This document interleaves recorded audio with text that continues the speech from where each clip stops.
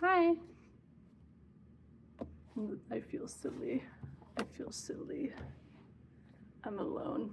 I'm alone at work. I have like an hour left before I'm supposed to leave. Um,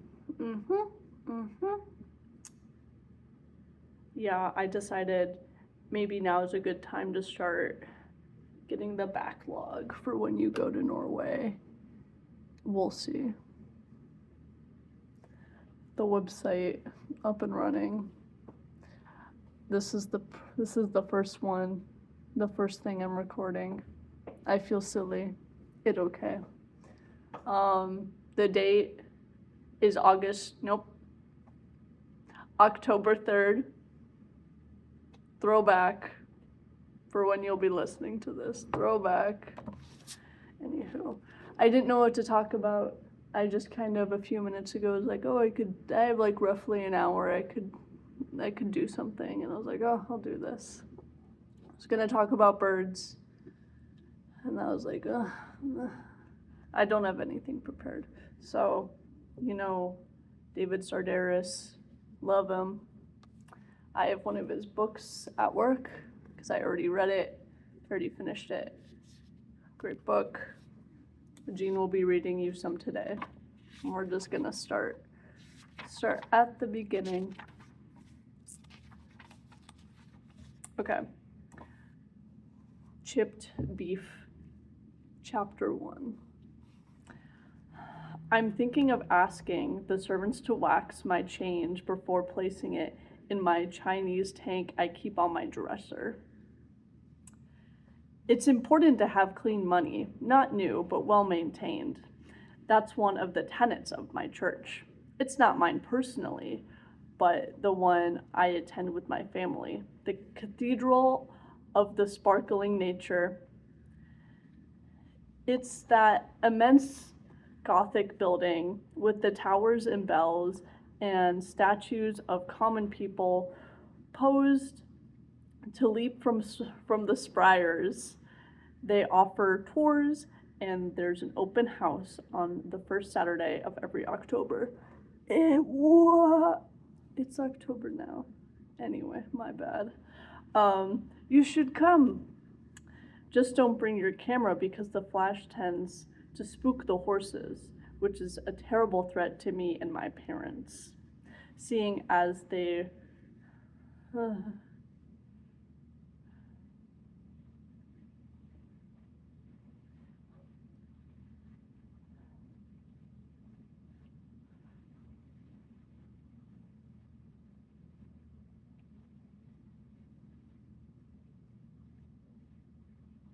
the Reverend.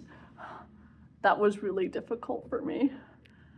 As the Reverend insists that we occupy the first pew, he rang us up not long ago, tipsy.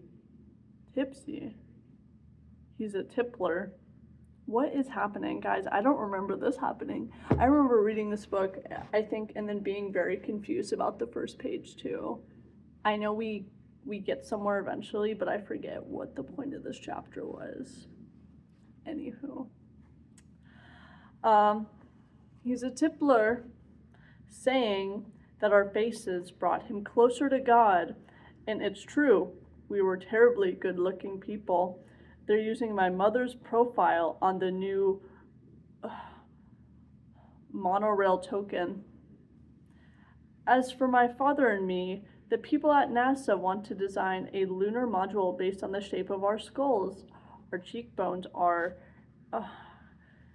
aeronautic, and the cleft of our chins can hold up to 3 dozen BBs at a time.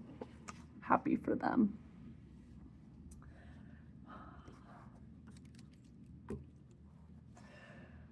When asked, most people say that my greatest asset is my skin, which glows. It really does. I have to tie a sock over my eyes in order to fall asleep at night.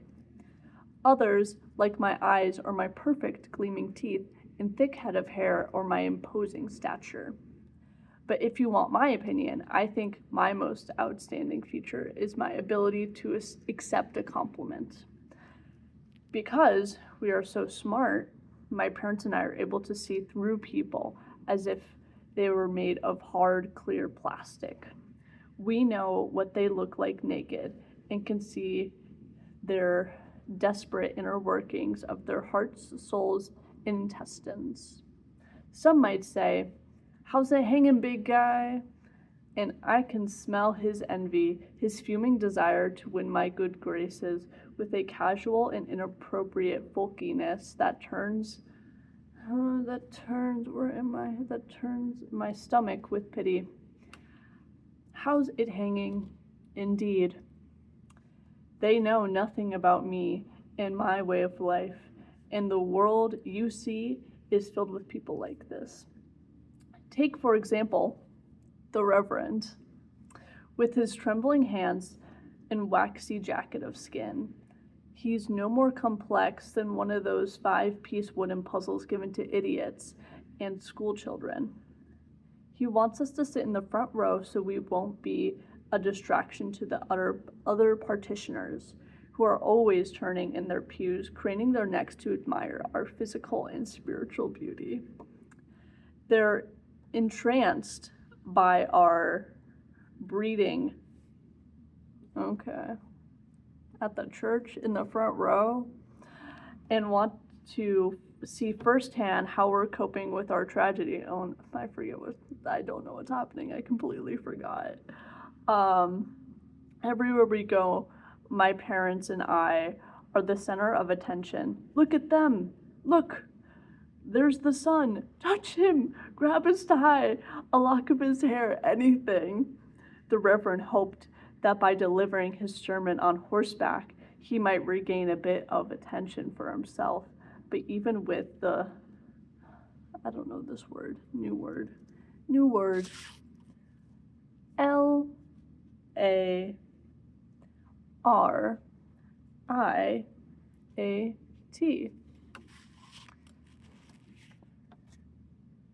You can look that one up later. And his team of prancing Clydesdales. Love Clydesdales. Anyway. His plan failed to work. At least with us seated in the front row, the congregation is finally facing forward, which is a step in the right direction. If it helps bring people closer to God, we'd be willing to perch on the pipe organs or lash ourselves to the original stainless steel cross that hangs over the altar. We do just about anything because despite our recent hardship, our first duty is to help others. The Inner City Picnic Fund, our annual headache drive, the polo injury wing at the local Memorial Hospital. We give unspeakable amounts to charity, but you'll never hear us talk about it. We give anonymously because the sack full of thank you letters break our hearts with the clumsy handwriting and hopeless phonic spelling. It's me. I'm the hopeless phonic spelling. Anyway, word gets out that we're generous and good looking. Ugh. And before you know it, our front gates will become the campsite for fashion editors and crippled children who tend to ruin the grass with their pointy shakes of their crutches. Crazy. No, we do what we can, but with as little fanfare as possible. You won't find us waving from floats or marching alongside the grand pooblah, because that would only draw attention to ourselves. Oh, you see the hangers on doing. One day they'll face the consequences of their folly.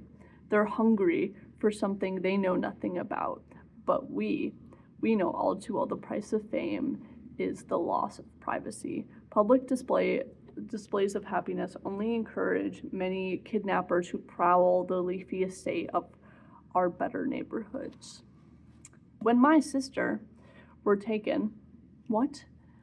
When my sisters were taken, happens, my father crumpled the ransom note and tossed it into the eternal flame that burns beside the mummified pilgrim we keep in the dining hall of our summer home in the old factory. One more time. Run it back. That's crazy. When my sisters were taken, my father crumpled the ransom note and tossed it into the eternal flame that burns beside the mummified pilgrim we keep in the dining hall of our summer home in old factory. Banger. Hit tweet. Send tweet. Period. Send tweet. I thought the next line was, we don't negotiate with terrorists, but unfortunately it's, we don't negotiate with criminals. Womp womp. Because it's not in our character. Every now and then we think about my sisters and hope they're doing well. Happy for them. But we don't dwell upon the matter, as it only allows the kidnappers to win. My sisters are gone for the time being. But who knows, maybe they'll return someday. Perhaps when they're older and have families of their own. In the meantime, I am left as the only child and heir to my parents' substantial fortune. Is it lonely? Sometimes. But I've still got my mother and father, and of course, the servants. Several whom are extraordinarily clever despite their crooked teeth and lack of breeding. Why, just the other day, I was in the stable with Duncan when, okay, I Jean understands what's happening. This is, or at least I remember. This is like a daydream of him, his younger self. Anyway, because he trails off and then his mom interrupts. Anyway.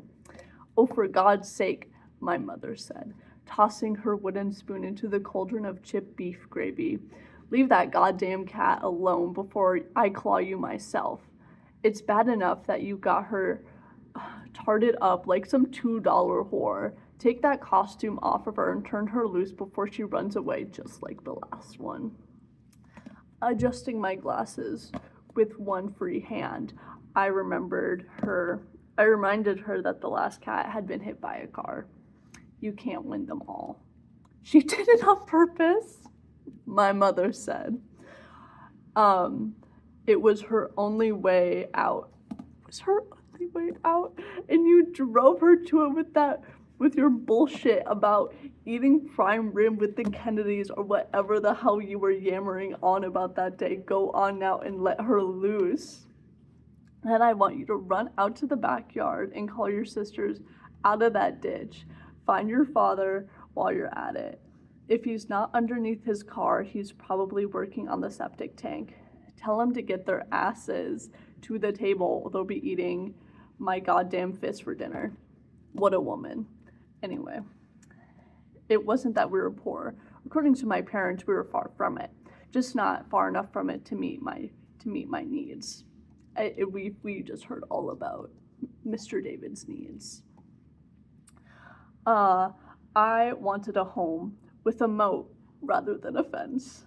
In order to get a decent night's sleep, I needed an airport named in our honor. You're a snob, my mother would say. You're probably, that's your problem. In a little hard nutshell, I grew up around people like you, and you know what? I couldn't stand them. Nobody could. No matter what we had, the house, the cars, vacations, it was never enough. Somewhere along the line, a terrible mistake had been made. The life I'd been offered was completely unacceptable. Sorry I burped, but you couldn't hear it. It was pathetic. Wait. You still probably couldn't hear that one either. Oopsie. The life I had been offered was completely unacceptable, but I never gave up on the hope that my real family might arrive at any moment, pressing the doorbell with their white gloved fingers. Oh Lord, Chris, what is this word? pause, time out.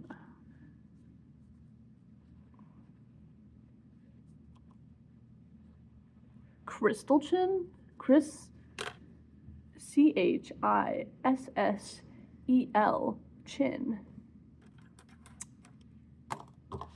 They'd cry, naturally, tossing their top hats in celebration. Thank God. We finally found you.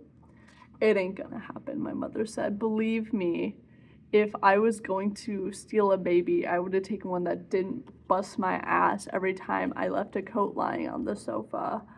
I don't know how it happened, but you're mine. If that's a big disappointment for you, just imagine how I feel. While my mother grocery shopped, I would often loiter near the front of the store, hoping that some wealthy couple would stuff me into the trunk of their car. They might torture me for an hour or two, but after learning that I was good with an iron, surely they would remove my shackles and embrace me as one of their own. Any takers? My mother would ask, wheeling her loaded grocery cart out into the parking lot. Don't you know any childless couples? I asked. Someone with a pool or a private jet? If I did, you'd be the first one to know. My displeasure intensified with the appearance of each new sister. You have how many children in your family? My teachers would ask. I'm guessing you must be Catholic, am I right? It seemed that every Christmas my mother was pregnant. The toilet was constantly filled with dirty diapers, and toddlers were forever padding into my bathroom, disturbing my seashell and wine bottle collection. I had no notion of the exact mechanics, but from overhearing the neighbors, I understood that our large family had something to do with my mother's lack of control. It was her fault we couldn't afford a summer house with a bay window and cliffside tennis court. Rather than improve her social standing, she chose to spit out children, each one filthier than the last. It wasn't until she announced her sixth pregnancy that I grasped the complexity of our situation. I caught her in the bedroom, crying in the middle of the afternoon. Are you sad because you haven't vacuumed the basement yet? I asked. I can do that for you if you want. I know you can, she said. I appreciate your offer. No, I am sad because I'm going to have a baby, but this is the last one, I swear. After this one, I'll have the doctors tie my tubes and solder the knots just to make sure it will never happen again. I had no idea what she was talking about. A tube? A knot? A soldering gun? But I nodded my head as if she and I had just come to some sort of private agreement that would later be finalized by a team of lawyers. I can do this one more time, but I'm going to need your help. She was still crying in a desperate, sloppy kind of way, but it didn't embarrass me or make me feel afraid. Watching her slender hands positioned like curtains over her face, I understood that she needed more than just a volunteer maid. And I would be that person, a listener, a financial advisor, even a friend. I swore to be all of those things and more in exchange for $20 and a written guarantee that I would always have my own private bathroom. That's how devoted I was. And knowing what a good deal she was getting, my mother dried her face and went off search of her pocketbook. That's funny. Okay.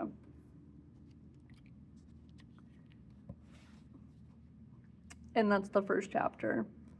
It's only 20 minutes. I was hoping these would be like 40 minutes, but Jean's done reading, so we're just gonna chit chat about my day.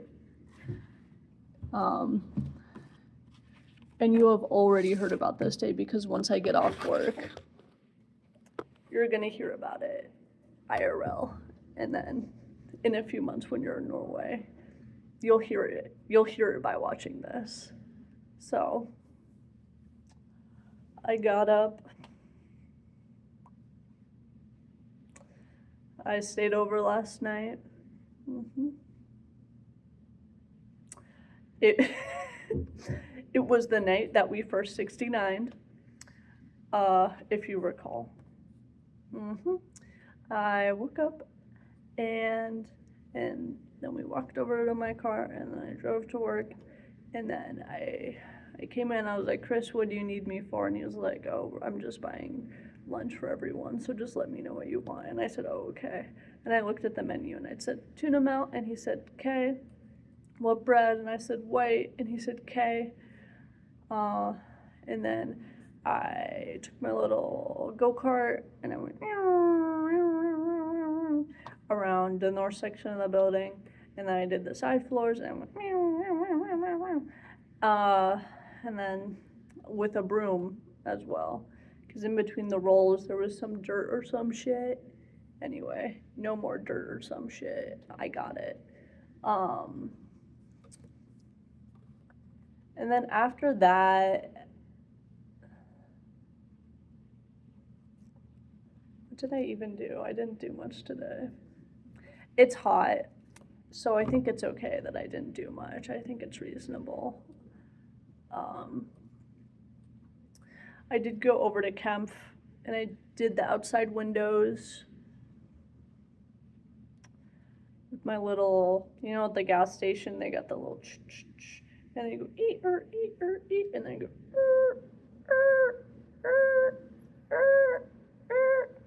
I did that. That was me. And then I drove back to Fridley, and then I did the office trashes, and then I did the south floor, and then I said, I'm done, and then, yeah.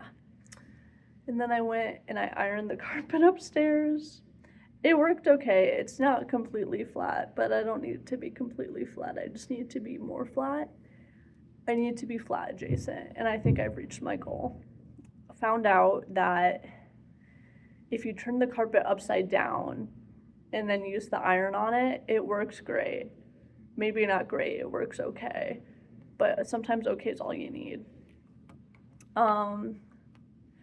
After this, I'm gonna go to the ATM, get cash, then go pick up the sofa, and hopefully it will fit in my car. And you may say to yourself, Jean, didn't you measure this? And I said, yeah. The thing is that, well, see, but I have a solution that doesn't involve strapping the trunk closed. And because it's like from where the driver's seat, high hand, where the driver seat starts and my trunk door is, it's like exactly 6 feet. And I don't know if the trunk is gonna close all the way, but as I was walking around at work today, I was like, whoa, I totally forgot I can just move the driver's seat forward more and the passenger seat forward more. And then hopefully that will be enough to jam the door closed. And if not,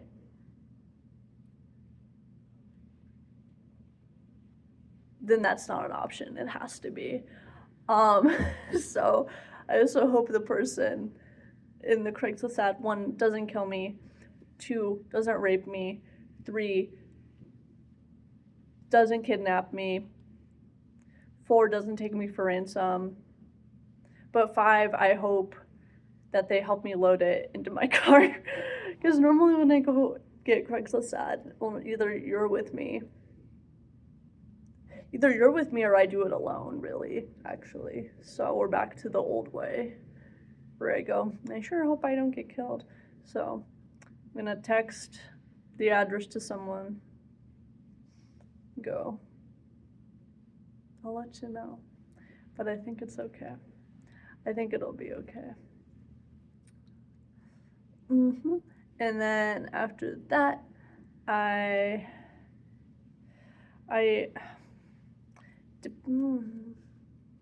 depending on how I feel, I'll either bring it in to the warehouse, but it's like hot, so I probably won't. I'll probably just go, okay, it's just gonna be in my car for the night, and then I go, and then I shower, and eat or clean, and then I go over to your house, and we bake cheesecake, pumpkin cheesecake. I'm very excited. Hee. I forget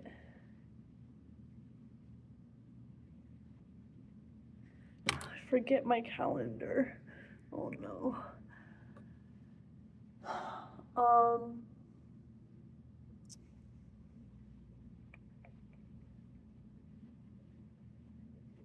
I feel like I have something in the morning tomorrow, cause I do. ASL. Okay, I got it. I have ASL at 10. ASL. I drive. I do ASL. Guys, I need to study. I need to study. Oh my gosh. Yeah. LOL.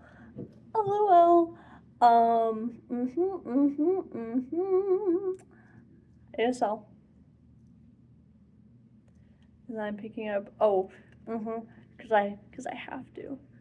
Because I'm picking up the table tomorrow on the 4th at like 3:30. So I'll have time. No, I will have time. Gina will have time. So tomorrow, ASL. ASL, I drop off the couch. I get the couch set up. And then maybe Jean will get boba. And then pick up Craigslist add to table. Pick up table. I could also, it would be productive to move the stuff from, like, start moving the instruments. Oopsie. Move the instruments. Oh, oopsie. I keep dropping my pencil. Or at least do a few loads of that in between dropping off the couch and getting the table, because there will be enough time to do like a few back and forth. And then I cook you dinner, and then we drink, and then maybe Columbine documentary, how romantic. And then Sunday we have Carissa hanging out, and then I think I volunteered to drive Spoon to, because if you recall today being October 3rd, when we were walking back to my apartment so I could get my car to go to work, because you were so kind as to walk me, such a gentleman. I made you stop while I took a picture of a liquidation sale ad for bike parts, and Spoon did take me up on it, so I will be driving them. Have some Spoon Jean time. Anyway, and then Monday I have work, and then after birthday dinner with Grace and Co, with you and Co, Violet, so Chet, ? Kayla, Bethany ? Bowie ? I don't remember who's all there, but it did okay.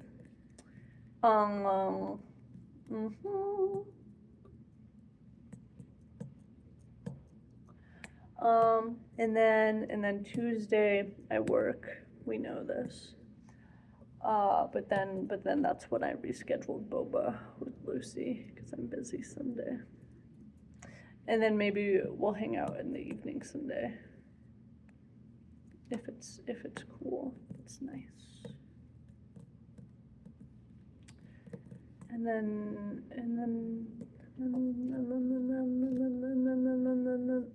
that's it. That's as far as out as my schedule goes. I don't think I'm doing anything the rest of the week. I think I have stuff on the weekend. I think we're gonna go to the apple orchard on the 11th. Question mark? Eddie K. And then the 12th, I don't remember. And then the next weekend, Nico Case. Yeah, I remember that I wanted to start collecting CDs because I was listening to the new Nico Case album, and I looked at the bottom and they had a little ad to buy it as a CD, and I was like, oh my gosh, Nico Case CD. And I was like, I should, because Gean's an album listener. I'll put on an album. I know I do listen to playlists, but when someone's like, when me and Rob would drive, I would be like, just put on this playlist. Not playlist, put on this album. And he thought it was weird. I'm like, what do you mean? He's like, you're an album listener. I'm like, and what about it? And you're a weirdo. Ooh. Anyway. But I want to get, I know I don't like gifts, but if you ever do want to get me something, you could start buying me CDs. So that would be sick. Nico Case, let's see. There's her first album. I think it's called The Virginian. And then the album after that, Furnace Room Lullaby. And then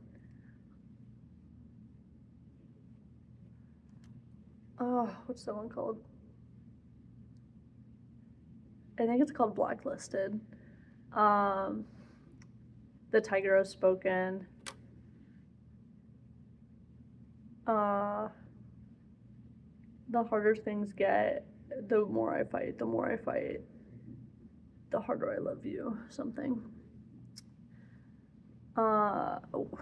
See, do you know sign language now? I can do this.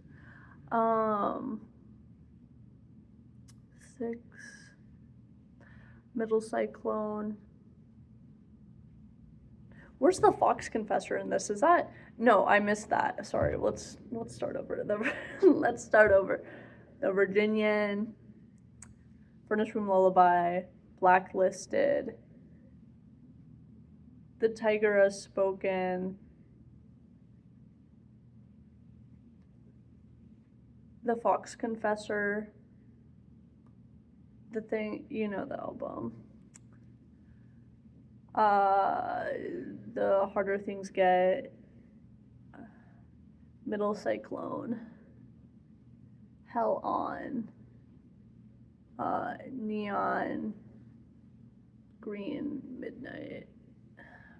That's 9. That's 9 CDs I could have. But right now Gina has 0. And that's so sad. What's the other one? Nothing to Fear by Oingo Boingo. That's a solid album that I would listen to. The Kids, Friends Share Lovers. It's a good album. I would listen to it. All of the Will Wood albums. Selfish. The other one. There's other ones. Normal Album. In Case I Make It. Does he really only have 4 albums? Well, he did the soundtrack one. He does some other stuff, but those aren't his main albums. They don't count. What else do I listen to, guys? Some math rock. I like Crumb. They're good. I like them.